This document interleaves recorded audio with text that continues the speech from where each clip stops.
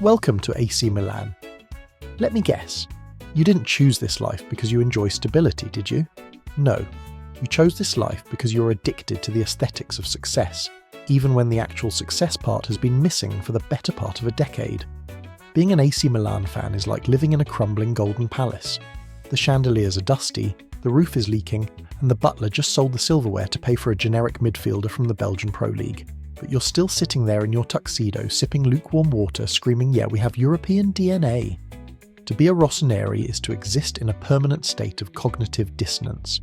You are simultaneously the royalty of Europe, the 7-time champions, the home of Van Basten, Maldini and Kaka, and also a team that recently spent years getting slapped around by Sassuolo on Sunday afternoons.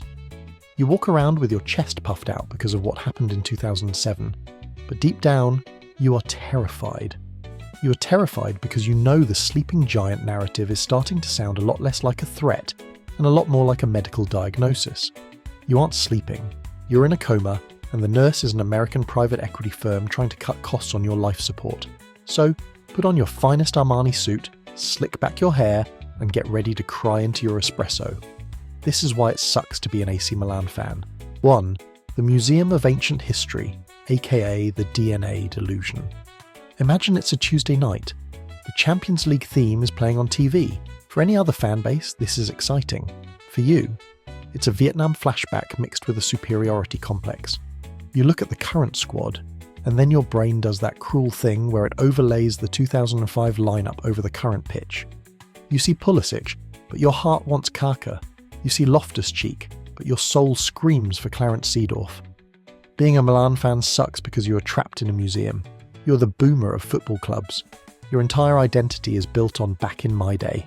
You're the guy at the bar telling anyone who will listen that you used to date a supermodel 20 years ago. Does she still talk to you? No. Is she currently married to a guy named Real Madrid? Yes, but you have photos. You have the dusty VHS tapes. The European DNA argument is the Milan fan security blanket. We cling to the number 7 Champions Leagues like it's a holy scripture. But let's look at the hard evidence. Since that last triumph in Athens in 2007, we have watched the world change. We watched Barcelona reinvent the sport. We watched the Premier League become the NBA. And what did we do? We signed fading superstars on free transfers and hoped the ghost of Silvio Berlusconi's wallet would save us. The reality is, supporting Milan is an exercise in lowering your standards while pretending you haven't.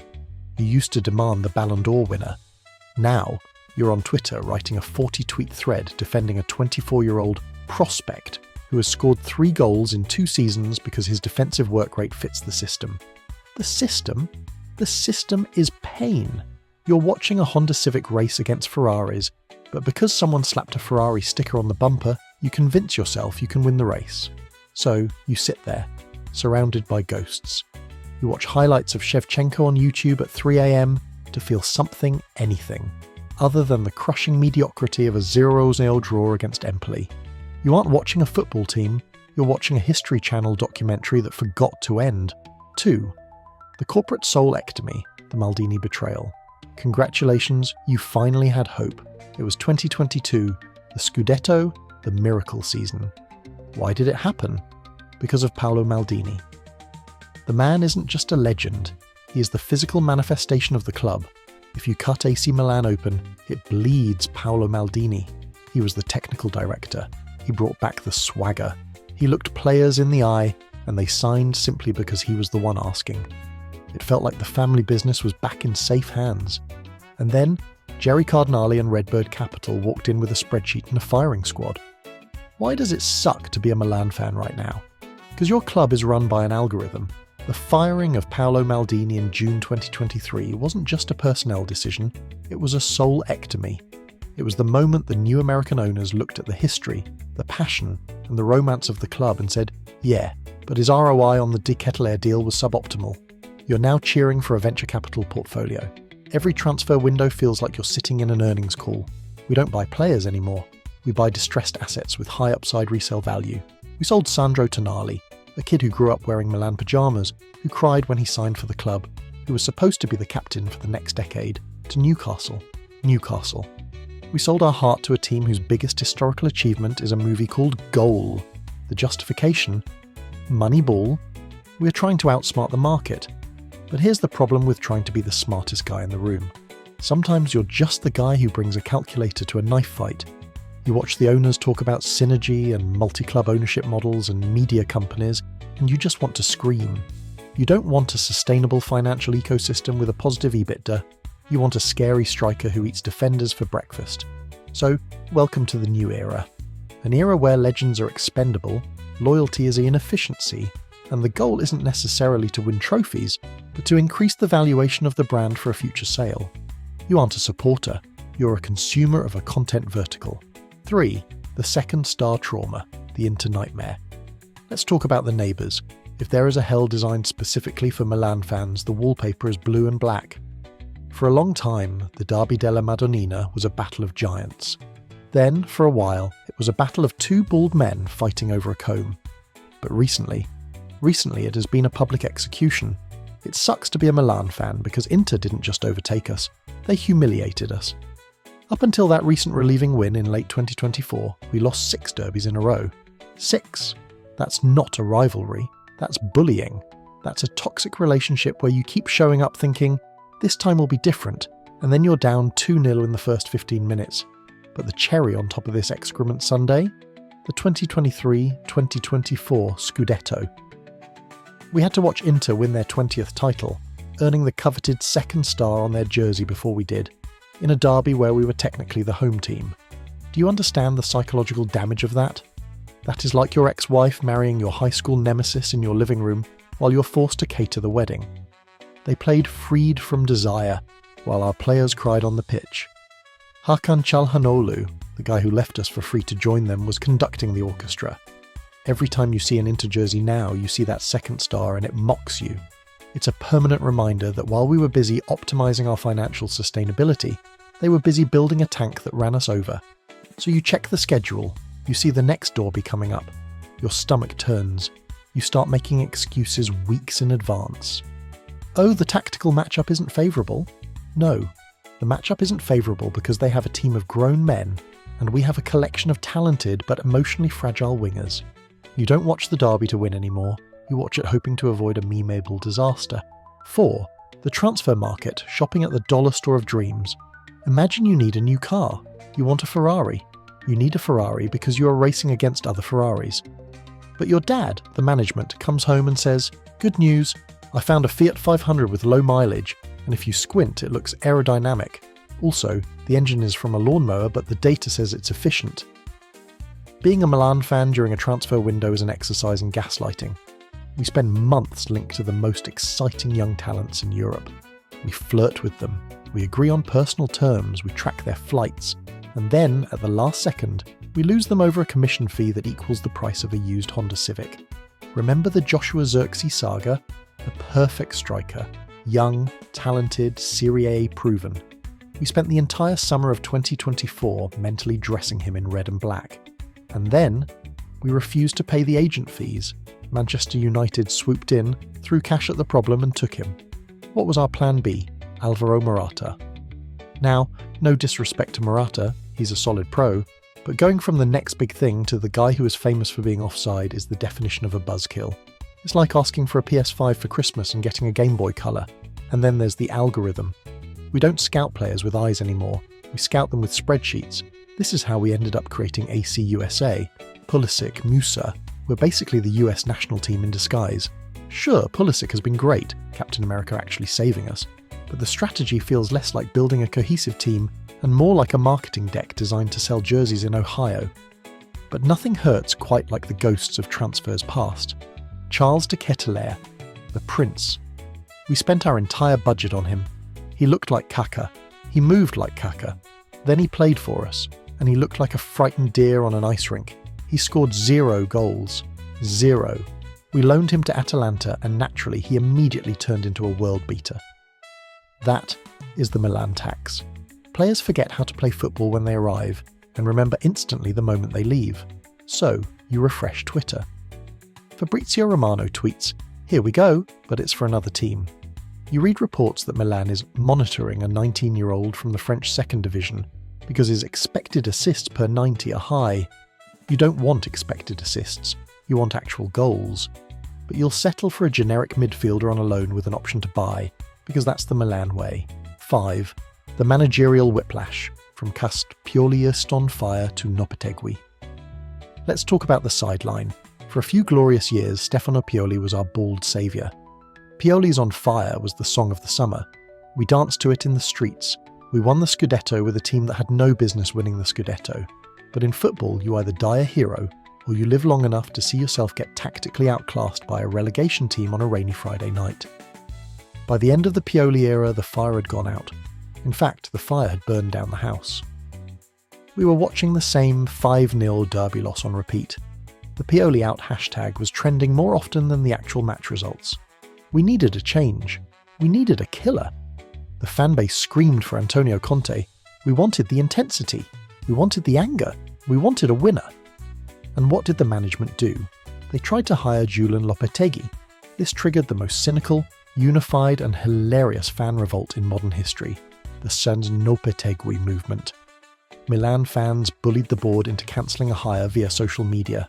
We petitioned. We threatened to boycott. It worked. We felt powerful. They are listening to us, we shouted. They will surely bring us a top-tier coach now. Enter Paolo Fonseca. Look, Fonseca is a nice guy. He wears nice suits. He speaks well. But hiring Paolo Fonseca to replace Pioli is like breaking up with your girlfriend because she's too boring, and then dating her identical twin sister who likes Zorro. It's a sideways move at best. The 2024 season started, and immediately the defence looked like a suggestion rather than a requirement. We concede goals so easily it feels polite. After you, sir, our centre-backs say, ushering opposing strikers into the box. So you stand on the sidelines of your own fandom. You watch the coach explain that the balance was missing for the 400th time in a post-match interview. You realise that you aren't getting a Klopp or a Guardiola. You're getting the sustainable option. You wanted a revolution. You got a corporate restructure. 6. The Milan Lab. Or, why does everyone have no hamstrings? It's mine at 30. A Milan player starts sprinting down the wing. He looks good. He looks fast. And then, pop. He grabs the back of his thigh. He pulls up. The substitution board goes up. Welcome to the Milan Lab. Once upon a time, this medical facility was legendary. It extended careers. It kept Maldini playing until he was 41. It was said they had a secret room where they reversed the aging process. Today, the Milan Lab is basically a butcher shop built on an ancient burial ground. The injury crisis at AC Milan isn't a streak of bad luck. It's a statistical anomaly that defies the laws of physics. In the 2023-24 season, we had something like 30 muscle injuries by Christmas. We were losing defenders at a rate that would make a frantic war movie look realistic. We had to recall players from loan just to have enough bodies to field a bench. We had Theo Hernandez playing centre-back. We were 2 injuries away from asking the bus driver to lace up his boots. Why does it suck? Because you can't have nice things. You buy a shiny new player, hamstring injury, your star player finds form, calf strain. Your goalkeeper is the best in the world. Weird calf injury that keeps him out for 5 months. It creates a constant state of anxiety. You don't watch a sprint with excitement. You watch it with dread. You wince every time a player accelerates. So you check the starting lineup. It's a patchwork quilt of whoever is currently able to walk without a limp. You wonder if the training ground is actually just a field of landmines. You wonder if the physios are actually interfans in disguise. You aren't supporting a football team, you're supporting a hospital ward with a jersey sponsor. 7. The fortress that isn't. San Siro, the beautiful crumbling trap. Close your eyes and picture San Siro, the Giuseppe Meazza, the Scala del Calcio. It is arguably the most beautiful, intimidating and iconic stadium in the world. When 80,000 people are singing Sara Perce Ti Amo, the concrete literally shakes. It feels like you're inside a living organism. It is a cathedral. But here's the problem. Cathedrals are terrible for generating revenue. Being a Milan fan sucks because you're trapped in a landlord dispute that never ends. Every year we hear about the new stadium project. We see renderings of beautiful glass structures with trees on them, because architects love putting trees on buildings. We hear about San Donato. We hear about renovations. We hear about leaving San Siro. And what actually happens? Nothing. We are stuck sharing a stadium with our arch rivals, Inter. Imagine owning a house, but your worst enemy lives in the bedroom across the hall, and you have to split the utility bills, and neither of you is allowed to fix the leaking roof Because the city council declared the leak a historical monument. Because we don't own the stadium, we don't make the money. Premier League clubs are printing cash from their modern stadiums with their fancy hospitality suites and $15 hot dogs.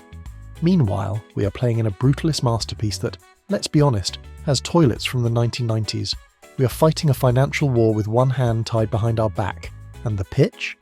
The pitch at San Siro is often a patchwork of mud and prayers because it gets used twice as often as any other field. By February, it looks less like a football pitch and more like the trenches of the Somme. Watching our technical players try to dribble on that surface is like watching a ballerina try to dance in a swamp. So, you sit in the Curva Sud. You look around at the magnificent, imposing concrete spiral ramps. You love this place. You would chain yourself to the gates if they tried to tear it down. But you also know that staying here is slowly choking the club to death financially. It's the ultimate toxic relationship. You can't leave, but staying is ruining your future. 8. The toxic fan base. Civil war on Twitter. Let's talk about us, the fans. We like to think we are the classy ones. We aren't Juventus fans, alleged criminals. We aren't Inter fans, delusional. We are the Rossoneri. We have class, false. Go on AC Milan Twitter, or Esquiam, for 5 minutes after a draw against Bologna. It is a war zone. The fan base is fractured into tribes that hate each other almost as much as they hate the opposition. You have the Pioli stands, now extinct but their ghosts remain, who defended the bald man until the bitter end. You have the Maldini loyalists who refuse to support the new ownership and actively root for failure just to prove a point. You have the algorithm boys, who try to explain why selling our best players is actually good for the long-term amortized value of the balance sheet. And then you have the Leao haters. Oh, Rafael Leao, the most divisive player in the world. Being a Milan fan means having the same argument about Rafael Leao every single week. Side A. He is our only world-class player. He smiles when he plays. He can win a game on his own. Side B. He is lazy. He doesn't track back. He stands there with his hands on his hips while the other team scores. Sell him. Watching a game with this fan base is exhausting. If Leao scores, half the timeline goes quiet. If Leao loses the ball, the other half explodes. We boo our own players, we whistle at halftime, we create an atmosphere of pressure so intense that players probably feel safer playing away from home. So, you open the group chat, you try to make a rational point. Maybe the defence is the issue, not the winger. You're immediately dogpiled. You're called a cardinal bot. You're told you don't understand Grinta. You realise that the only thing AC Milan fans agree on is that we are miserable, but we can't even agree on why we are miserable. 9. The almost moments. The UCL semi-final trauma. Let's go back to May 2023, the Champions League semi-final, AC Milan versus Inter, a Euro derby. The biggest match in 20 years. The city of Milan was vibrating. This was it. This was our chance to reclaim the throne, to banish the demons, to reach the final in Istanbul and rewrite history. And what happened? We didn't just lose, we didn't even show up. We were down 2-0 within 11 minutes of the first leg. 11 minutes! I hadn't even finished my first beer and the dream was dead. We played with the intensity of a friendly match. We looked scared. We looked small. That tie broke something in us. Losing to anyone else would have been bearable, but losing to them in the semi-final in that manner, it was a reality check that hit like a freight train. It confirmed our deepest fear. We aren't a European giant anymore. We were just guests at the big kids' table, and when the food was served, we were asked to leave. It sucks because we almost touched the sun. We were right there. And the fall from maybe we can win the Champions League to fighting for 4th place in Serie A is a drop that leaves you with permanent vertigo. So you watch the highlights. Just kidding. You never watch those highlights. You would rather watch a compilation of your own worst job interviews. You bury that memory deep in the vault, right next to Istanbul 2005. But it lingers. It's the nagging voice in your head that says, even when you get lucky, you will eventually get found out. 10. The false dawn of Moneyball, when the spreadsheet lies. Let's talk about the summer of 2024, the revolution. We sold Tonali, we fired Maldini, and we bought everyone. Loftus-Cheek, Pulisic, Reinders, Chukwueze, Musa, Okafor. It felt like we were playing Football Manager and just hit sign all recommended players. For a few weeks it was intoxicating. Look at the depth, we shouted. We have options. We are modern. But then reality set in.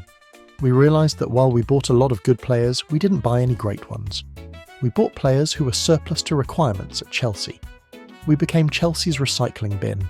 Oh, you don't want this midfielder anymore? He's a bit injury-prone and inconsistent. Throw him over here, we'll take him. The Moneyball approach assumes that 3 7-10 players are better than 1 9-10 player. But football doesn't work like that. In the big moments, you need the 9-10 player. You need the guy who defies the stats. You need the magic. We traded our soul for squad depth, and what did it get us? A team that is perfectly capable of beating Cagliari 3-0 but absolutely terrified of Real Madrid. It sucks because you can see the logic, but you can't feel the passion. You're cheering for a business model. You're hoping that the amortization costs justify the technical output. You used to watch Maldini slide tackle someone and feel a surge of adrenaline. Now you watch a generic midfielder complete a 5-yard pass and think, well, that's good for his pass completion percentage, which should help his resale value. So, you look at the table. We're usually sitting comfortably in the top 4 but miles away from the top 1. We are in no man's land, too rich to fail, too cheap to dominate. We are the upper middle class of Europe. We have a nice house, a decent car and a steady job, but we are absolutely miserable because we know we will never be the kings again. Final thoughts. The addiction you can't quit. So why does it suck to be an AC Milan fan? It sucks because you are in love with a ghost. You're in love with a memory of greatness that haunts the hallways of San Siro. You're supporting a club that is constantly fighting an identity crisis, caught between the aristocratic arrogance of the past and the penny-pinching reality of the present. You endure the toxic social media wars. You endure the heartbreak of the derby. You endure the confusing transfer windows where you sign 3 guys you've never heard of and sell the one guy you loved. You endure the coaching carousel that goes from the bald one to the other bald one. And no, I don't mean Guardiola. But here is the worst part. The absolute worst part of being an AC Milan fan. You still believe. Every Sunday, no matter how bad the previous week was, you put on the jersey. You hear the opening notes of C'è confusione or Rossoneri siamo noi. You see the red and black stripes, and your stupid, traitorous heart starts to beat a little faster. You think, maybe today Leao wakes up. Maybe today Pulisic scores a banger. Maybe today we look like giants again. They hurt you, they disappoint you, they make you question your sanity. But when the Curvassud roars, when the flares go off, and when the ball hits the back of the net, you realise you are trapped. You aren't going anywhere. You are a Rossonero for life. You are doomed to chase that high, forever waiting for the sleeping giant to finally, truly wake up. But until then, you're just awake at 3 a.m, watching grainy videos of Van Basten crying softly and wondering if Fonseca knows how to organise a defensive set piece yet. Spoiler, he doesn't. So yeah, being a Milan fan is basically just masochism with a better soundtrack. But hey, at least the jersey looks good while we suffer. Subscribe if you need a hug, or a drink. Probably a drink.